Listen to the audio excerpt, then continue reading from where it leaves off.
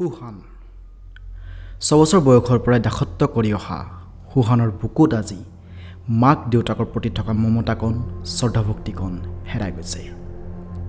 কাৰণ নিজেই বাচি থাকিবলৈ নিজৰ সন্তানক বিক্ৰী কৰিবলৈও কুণ্ঠাবোধ নকৰা নিজ পিতৃ মাতৃৰ প্ৰতি কোনোবা সন্তানে জানো ভালপোৱা শ্ৰদ্ধাভক্তি ৰাখিব।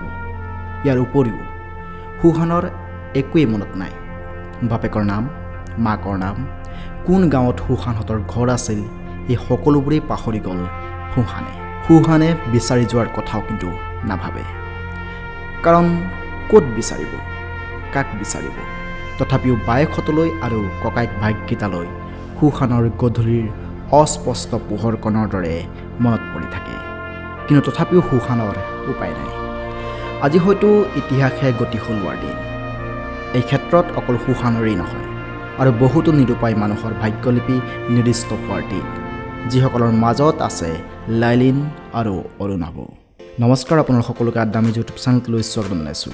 আমি ভিডিঅ' বনাই আছিলোঁ অসমৰ এগৰাকী প্ৰখ্যাত লেখিকা ডক্টৰ ৰীতা চৌধুৰীৰ ৰচিত, অসমৰ চাহ খেতিৰ পটভূমিত ৰচিত এখন জনপ্ৰিয় উপন্যাস মাকাম, এই উপন্যাসখনৰ ওপৰত। আৰু আজি এই উপন্যাসখনৰ ওপৰত বনোৱা 8 নম্বৰৰ ভিডিঅ'।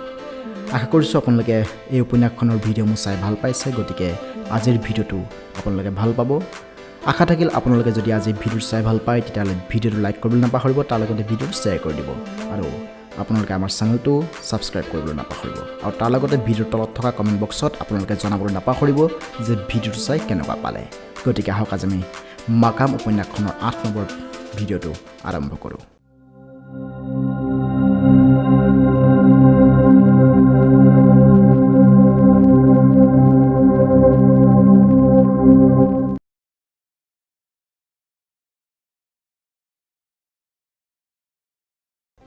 পৰম্পৰাগত চীনা মানুহৰ বেশত সুখান কান্ধত ভাৰখন লৈ খোজ কাঢ়ি গৈ আছে কুৱাংচৌ চহৰৰ পৰা কিছু দূৰত অৱস্থিত এখন গাঁৱৰ এটা পথৰুৱা বাটেৰে।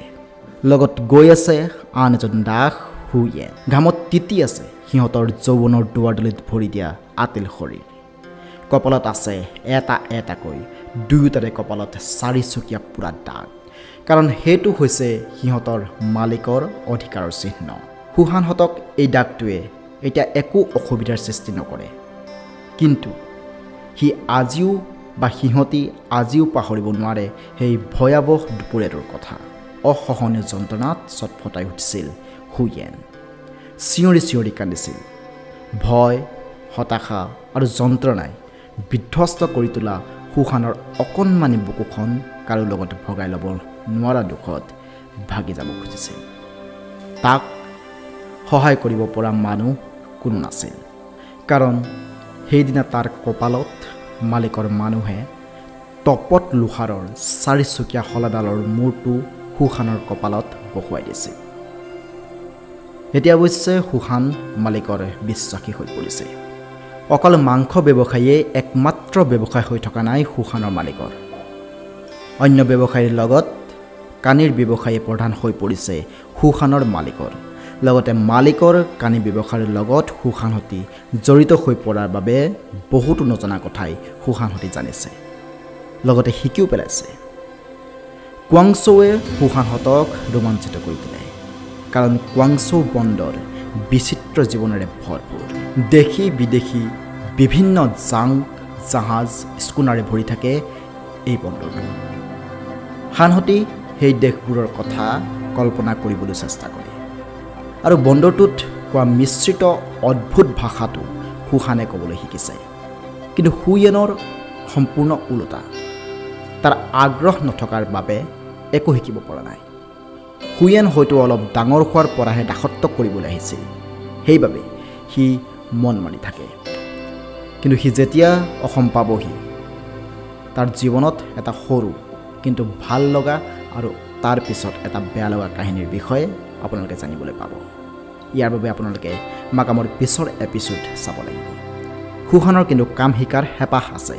যি কামেই নহওক সুখানে মন দি কৰে, যাৰ বাবে সুখানে মালিকৰ ঘৰত কাঠৰ আচবাব বনাবলৈ অহা মানুহৰ লগত সহায়কাৰী হিচাপে থাকি কাঠৰ কামো কিছু শিকিছে।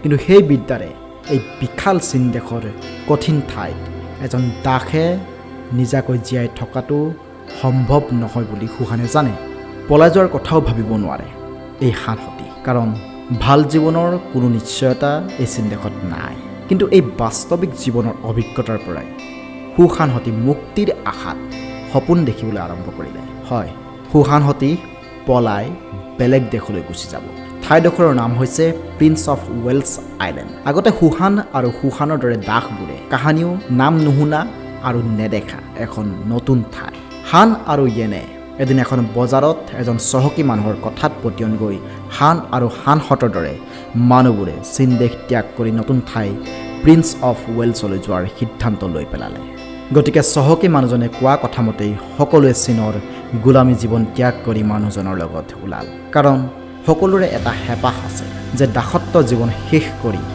অন্ততঃ নিজাকৈ কিবা এটা কৰিব পাৰিব সেই নতুন ঠাইডোখৰত কাৰণ মানুহজনে কোৱা মতে তাত 7 বছৰৰ দাসত্বৰ চুক্তি শেষ হৈ যোৱাৰ পিছত নিজেই মুক্ত মনেৰে বহুত কিবা কিবি কৰিব পাৰি কাৰণ সেইখন ঠাইত বা সেইখন দেশত মানুহৰ সংখ্যা একেবাৰে কম চীনত 6 মাহ কাম কৰিলে যিমান টকা উপাৰ্জন হয় সেই ঠাইত 1 মাহতে সমান টকা উপাৰ্জন কৰিব পাৰি চীনতনো কি আছে সেইখন ঠাইত ৰাস্তাই পদূলিয়ে সোণ পৰি থাকে চীনক নিজৰ দেশ বুলি চীনা মানুহে ভাল পায় কিন্তু সেইখন চীনতে বহুত কষ্ট দুখ হ'লেও মানুহবোৰে সহ্য কৰে কিন্তু যদি এখন সুন্দৰ আৰু সুখৰ দেশলৈ যোৱাৰ সুযোগ আহে এই চীনা মানুহবিলাকৰ তেতিয়া কি কৰিব এই প্ৰশ্নৰ উত্তৰ তাইয়ে জানে গতিকে মানুহজনৰ কথাত পতিয়ন গৈ সুহান আৰু সুয়েনৰ লগতে অন্য চীনা দাসবোৰেও সাজু হ'ল এক নতুন যাত্ৰাৰ অভিমুখে মুঠতে 11জন ল'ৰাই মানুহজনৰ কথামতে চুক্তিপত্ৰত চহী কৰিলে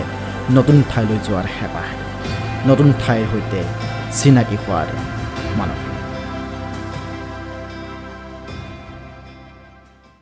আজিৰ ভিডিঅ'টো ইমানেই আশা কৰিছোঁ আপোনালোকে আজি ভিডিঅ'টো চাই সঁচাকৈ ভাল পালে ভিডিঅ'টো লাইক কৰিবলৈ নাপাহৰিব তাৰ লগতে ভিডিঅ'টো শ্বেয়াৰ কৰি দিব আৰু আপোনালোকে আমাৰ চেনেলটোত আপলোড হোৱা ভিডিঅ'সমূহ চাই কেনেকুৱা পায় প্ৰতিটো ভিডিঅ'ৰ তলৰ কমেণ্ট বক্স আপোনালোকৰ বাবে খোলা আছে গতিকে আপোনালোকে তাত জনাবলৈ নাপাহৰিব আৰু আমাৰ চেনেলটো আপোনালোকে ছাবস্ক্ৰাইব কৰি ঘণ্টা অৰ্থাৎ বেল আইকনটো ক্লিক কৰিবলৈ নাপাহৰিব এনেকুৱা ধৰণৰ ভিডিঅ' এই চেনেলটোত চাই থাকিবৰ বাবে আপোনালোকে আমাৰ চেনেলটো ছাবস্ক্ৰাইব কৰিবলৈ নাপাহৰিব আজিলৈ আপোনালোকৰ ওচৰত বিদায় মাগিছোঁ বাই